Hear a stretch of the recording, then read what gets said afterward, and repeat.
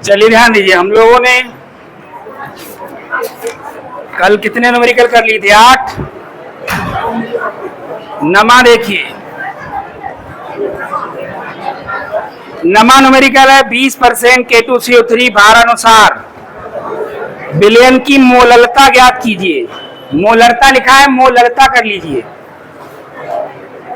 मोलरता निकालनी है, इसमें मिसप्रिंट है। तो देखिए 20% K2CO3 भारानुसार का अर्थ ये है कि 100 ग्राम विलयन में 20 ग्राम K2CO3 व शेष 80 ग्राम जल उपस्थित है।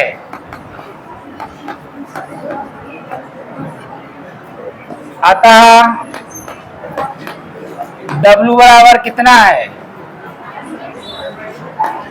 20 ग्राम। विलायक का भार कितना है?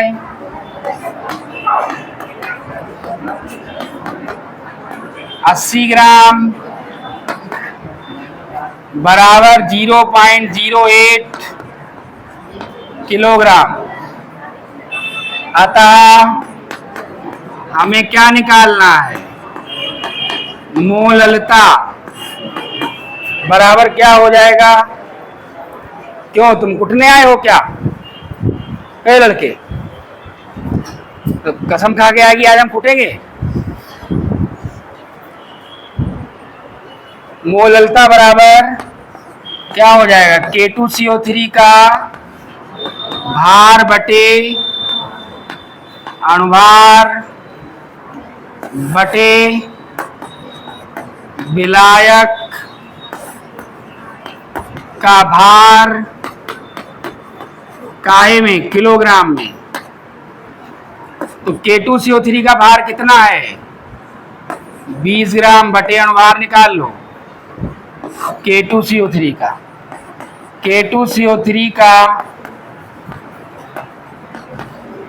अणुभार बराबर K का 39 और 2 के हैं तो कितना हो गया? 78। कार्बन का 12, ऑक्सीजन का 16, तिया 48। कितना आ जाएगा? 136। 8 2 10 8 18 नहीं 38 आएगा, सॉरी। और 7 1 8 4 12 1 13, ठीक। 138 गुणा विलायक का भार 0.0 है। पॉइंट हटाइए, 2 0 लगाइए, 8 एकम 8 8 25 250 हो गया। 2 छंग 12, 2 नेम 18 तो 125 कितना आ गया? 125 बटे 69 भाग करिए और बताइए कितना आ रहा है। अगला सवाल देखिए, सवाल नंबर 10 लिखा हुआ है 5 ग्राम ग्लूकोज को 20 ग्राम जल में घोला गया, विलयन की भार प्रतिशतता ज्ञात करो। अच्छा सवाल है ये। ग्लूकोज जो कि कौन है? विलेय है, का भार कितना है? 5 ग्राम है। जल जो कि कौन है? विलायक है, का भार कितना है? 20 ग्राम। अतः विलयन का भार कितना हो जाएगा? 5 + 20 बराबर 25 ग्राम। अब कई लोग क्या करेंगे, इसी को यूज कर लेंगे, बस गलत हो जाएगा। ये विलायक का भार है, ये विलेय का भार, विलेय विलायक दोनों का जोड़ोगे तब तो विलयन का भार मिलेगा। और जो फार्मूला है भार प्रतिशतता का, उसमें क्या रखा जाता है? विलयन का भार रखा जाता है। अतः भार प्रतिशतता बराबर विलेय की ग्राम में मात्रा बटे बिलियन का भार। बिलियन का भार होता है, बिलियन का भार ग्राम में गुणा क्या आ जाएगा 100। बिलियन का भार कितना है 5 बटे 25 गुणा 100,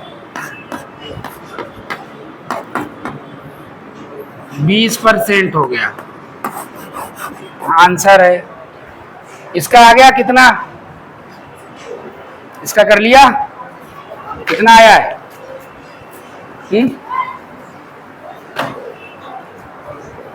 करिए फिर बताइए इसका कितना आ रहा है।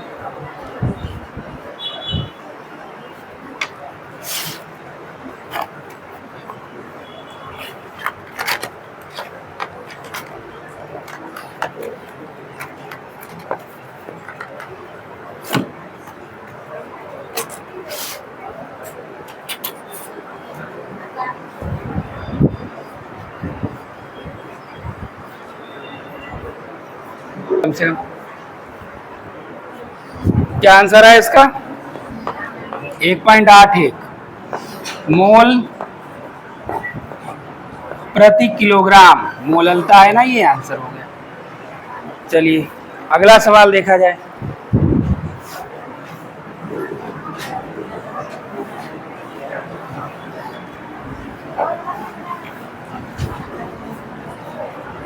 ग्यारहवां सवाल देखिए।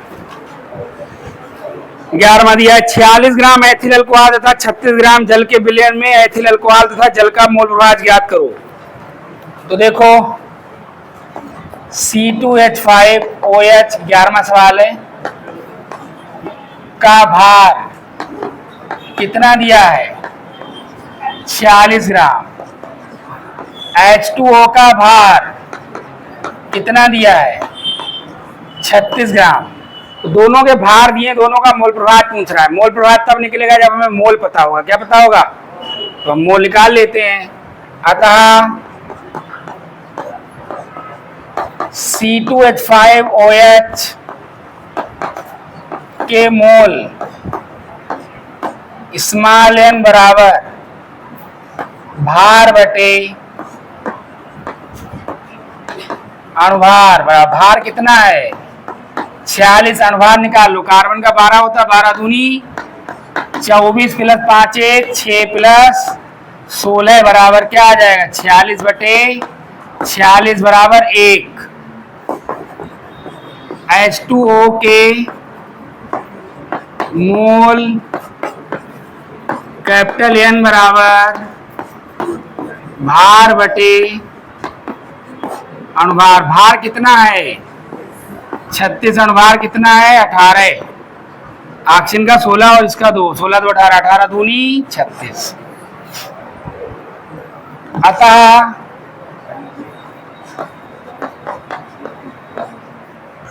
C2H5OH का मोल प्रभाव काई C2H5OH। काई मतलब क्या होता है मोल प्रभाव। तो जिसका मोल प्रभाव निकालना उसके मोल ऊपर, टोटल मोल नीचे। तो 1 बटे 1 प्लस 2 बराबर 1 बटा 3 बराबर 0.33। Any problem? इसी प्रकार से काई H2O बराबर H2O के मोल बटे कुल मोल। H2O के मोल कितने हैं 2 बटे 1 प्लस 2 बराबर क्या आ जाएगा 2 बटा 3 बराबर 0.67। Any problem? अगला सवाल देखिए। सवाल नंबर कौन सा है?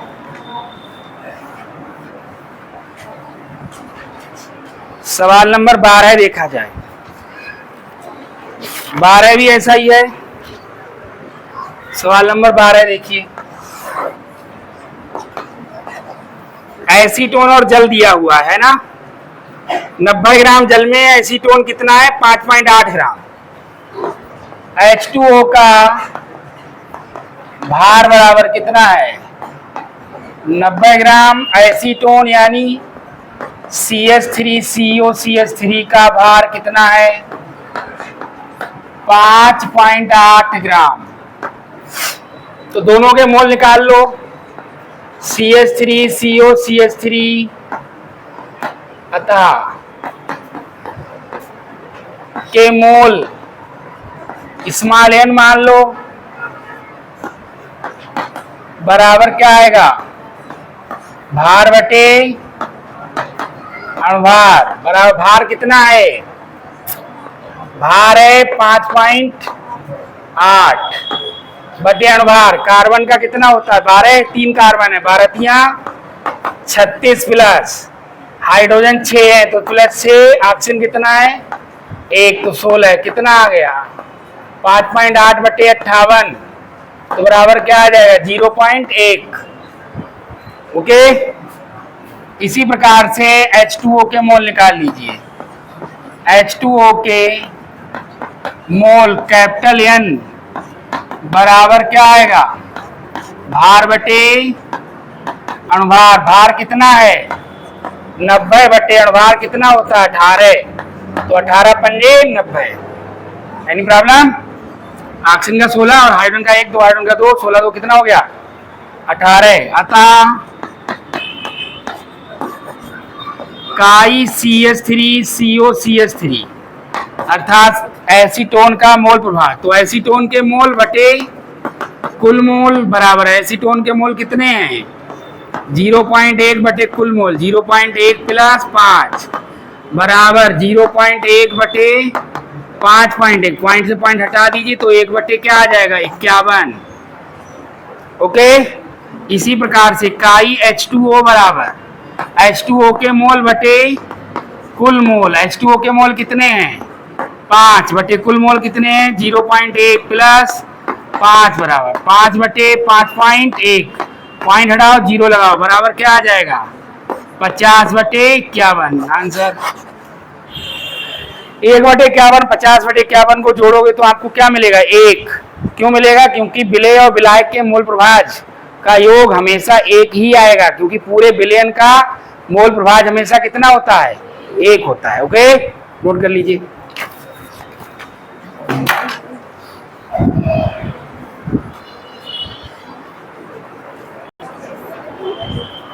अगला देखिए 13वां सवाल। 13वां सवाल, Na2CO3 के 0.2 m विलयन की ग्राम प्रति लीटर में सांद्रता ज्ञात करो। यानी मोलरता दे रखी है 0.2, सांद्रता ज्ञात करनी है। तो S बराबर क्या होता है आयनी, N निकालो E निकालो, दोनों हमारे पास नहीं है तो निकल जाएंगे, क्या दिक्कत है। N पहले निकाल लीजिए। N बटे M बराबर क्या होता है अम्लीयता या क्षारीयता, लेकिन चूंकि Na2CO3 नाम्ल है ना क्षार है, कौन है ये लवण है, तो लवण के लिए क्या आता है धनावेशों या ऋणावेशों की संख्या। तो N बटा M कितना है 0.2, धनावेश है ऋणावेश में से कोई एक गिन लो, कितने हैं 2, तो N बराबर क्या आ जाएगा 2 गुणा 0.2, तो N बराबर क्या आ गया 0.4। क्लियर? अब S निकाल लो, वो E तब S निकलेगा, E निकालो। Na2CO3 का तुल्यांकी भार E, ए वाला फार्मूला बताओ, इससे पहले कहाँ पढ़ा था 11वें में pH मान पढ़ाया था, उस क्वेश्चन में बहुत सारे फार्मूला लिखाए थे, वही लिखा हुआ, यूज भी हम लोगों ने किया था। तो Na2CO3 का तुल्यांकी भार बराबर क्या होगा अणुभार बटे धनावेशों या ऋणावेशों की संख्या, धनावेशों या ऋणावेशों की संख्या।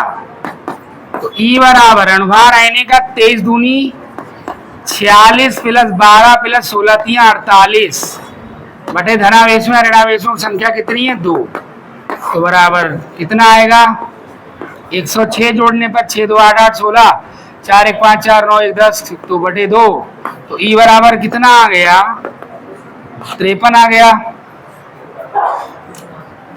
तो S बराबर निकल जाएगा, N का मान कितना है 0.4 गुणा ई का मान कितना है 53 है। सवाल हो गया हमारा।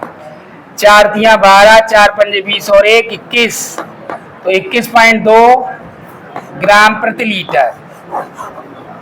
यानी सवाल इतना ही सही था, इसकी भूमिका इतनी बड़ी थी। ठीक है, अगला सवाल देखा जाए। अगला सवाल देखिए।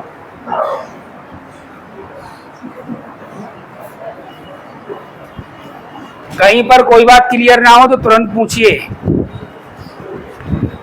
अगला सवाल 14वें सवाल देखिए। 0 डिग्री सेंटीग्रेड पर 5% यूरिया विलयन के परासरण दाब की गणना करो। तो 5% का क्या अर्थ है? 5% यूरिया विलयन का अर्थ ये है कि 100 ml विलयन में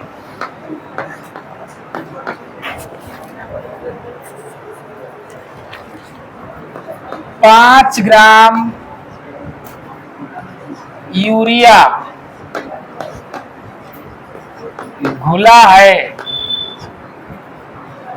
तो अतः W बराबर क्या है 5 ग्राम, B बराबर क्या है 100 ml बराबर 0.1 लीटर, और T टेम्परेचर दे रखा है 0 डिग्री सेंटीग्रेड प्लस 273 केल्विन, और परासरण दाब P बराबर ज्ञात करना है।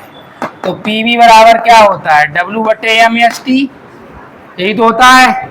तो P बराबर परासरण दाब WST अपान MB।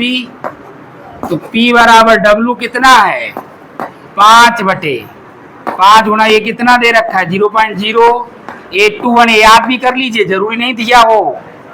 0.0821 होता है इसका मान। और गुणा T कितना है 273 बटे M, अनुभार निकाल लीजिए।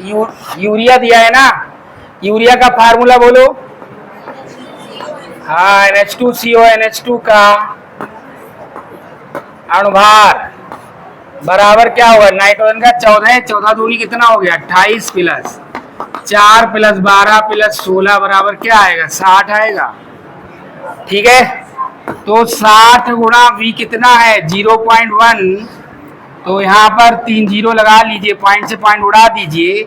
5 एकम 5, 5 12 60, और 4 3 चौक 12, 3 नेम 27, 3 एकम 3, 4 से काट दो, 4 एकम 4, 4 दूनी 8 हो गया। 4 दूनी 8 और कितना बचा 1, 4 दूनी 8 है, नहीं ठीक है, 4 दूनी 8, 1 बचा 11 हो गया। तो 4 दूनी 4 3 12 कर दो सीधे वैसे। चलिए 4 दूनी 8, कितना बचा फिर 8 3 11, पॉइंट लगा लीजिए। 4 7 28, 31 हो गया ना, 31 का 30 है हमारे पास। 4 7 28, 4 पंजे 20, इसकी और इसकी गुणा करिए, और 3 जीरो नीचे है उसके हिसाब से दशमलव अटैच करिए, तो आपको क्या मिलेगा बताइएगा 18 दशमलव कुछ आएगा। करिए इसको कैलकुलेट, इसको नोट करिए।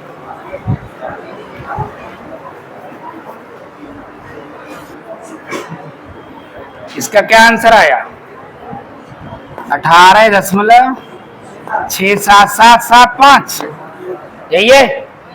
देखो 7 एक एक्स्ट्रा तो नहीं है, इतना ही है। वायुमंडल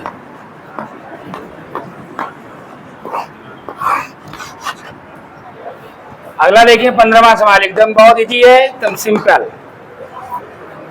27 डिग्री सेंटीग्रेड T बराबर 27 डिग्री सेंटीग्रेड प्लस 273 बराबर 300 केल्विन। यूरिया के M/10 विलयन, यानी यूरिया की मोलरता दी है 1/10, और मोलरता बराबर क्या होता है मोल बटे आयतन, इकाई आयतन में उपस्थित मोलों की संख्या को ही तो मोलरता कहते हैं। और क्या ज्ञात करवा रहा है हमसे P, तो PV बराबर क्या हो जाएगा NHT, तो P बराबर क्या हो जाएगा N/VST, तो P बराबर क्या हो जाएगा N/V का मान कितना है 1/10 गुणा 0.0821 और गुणा ये कितना है 300। इससे सरल सवाल होगा कोई सवाल? पूरी कॉपी में से सरल सवाल नहीं होगा। 0 3 एकम 3 3 दूनी 6 3 अड़ो 24 कितने के बाद दशमलव है? 4 के बाद 1 2 3 4। तो यहाँ भैया 4 के बाद दशमलव आ गया, ये यहाँ वायुमंडल आ गया और सवाल हो गया ये आपका आंसर। नोट कर लीजिए और 16वां 17वां सवाल खुद करिए, ठीक है? 16वां 17वां सवाल खुद करके आइएगा, इसके आगे कल कराया जाएगा। आज के लिए इतना ही, दैट्स ऑल।